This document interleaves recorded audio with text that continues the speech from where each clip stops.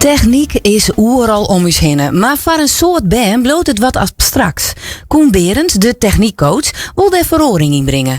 Met ontdekkerskisten, workshops en zelfs een riedende werkplaats liet Koen band en leerkrachten zelfs ondervinden hoe mooi en toegankelijk techniek wezen kan.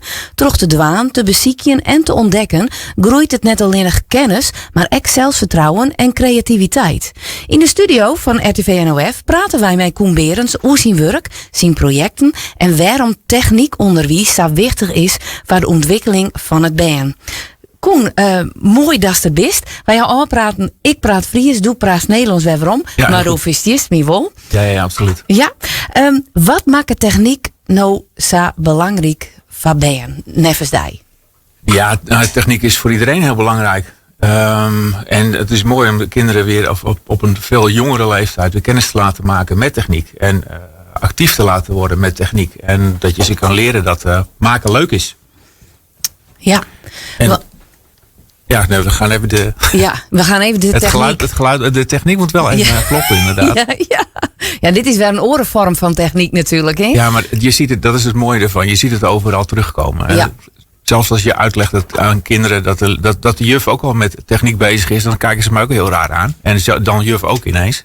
Maar vervolgens het grote digibord wat ze dan achter, wat dan in de klas staat, ja, daar moet juf wel van weten hoe die werkt. Ja. Dus het begint al zo snel mogelijk in de klas. Ja, want wanneer denkst je, want heel veel band, die matten die komen in aanraking met techniek, gaan ze misschien nog nooit in.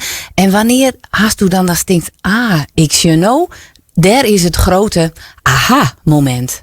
Ja, precies. Nou, dat zie je letterlijk aan de kinderen. Aan grote ogen, of gefronste wenkbrauwen, of geluid zelfs. Of kinderen die ineens heel enthousiast beginnen te worden. Of spontaan beginnen te schreeuwen zelfs soms wel. Nee, het is belangrijk om de kinderen weer te laten kennismaken en te enthousiasmeren op die manier. Dat is dan het stoere woord. Maar je ziet dat aan de kinderen op het moment dat ze... dat aha-erlevenis hebben. Ze zien ineens hoe dingen werken of hoe dingen kunnen. En thuis mogen ze soms ook helemaal niks. Of niks, dat is wat flauw. Ja. Ik leer de kinderen uit groep 3 met het project van dit jaar in ieder geval werken met de decoupeerzaag, elektrisch. Dus dat is voor heel veel kinderen vreselijk spannend. Want het maakt en lawaai.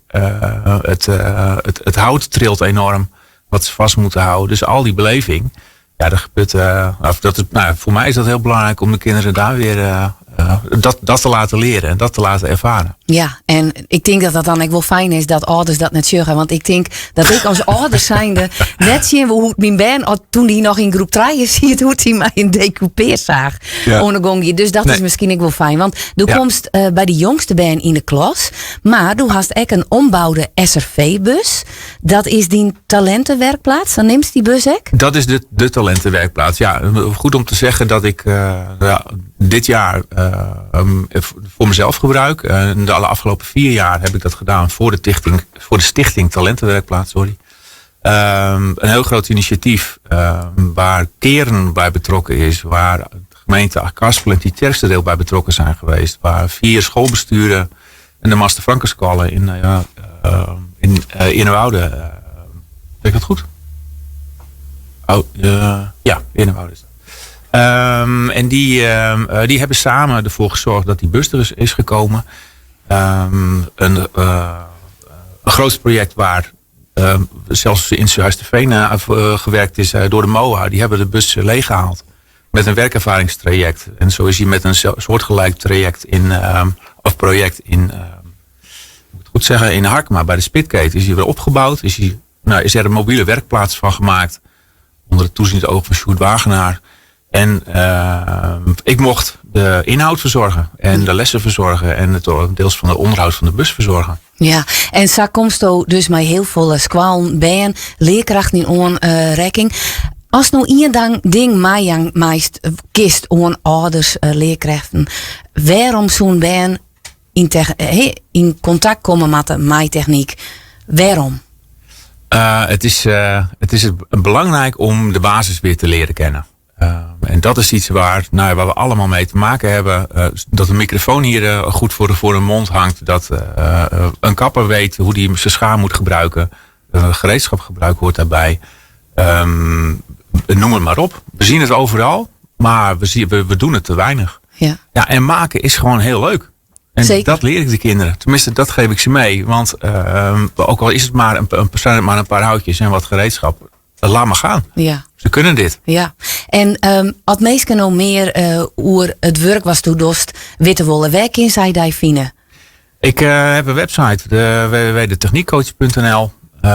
Daar maak ik gebruik van. En verder goed om je heen kijken. Want er gaat een hele grote blauw-groen gekleurde SUV-wagen rijdt op dit moment door 4 gemeentes in Noordoost-Friesland.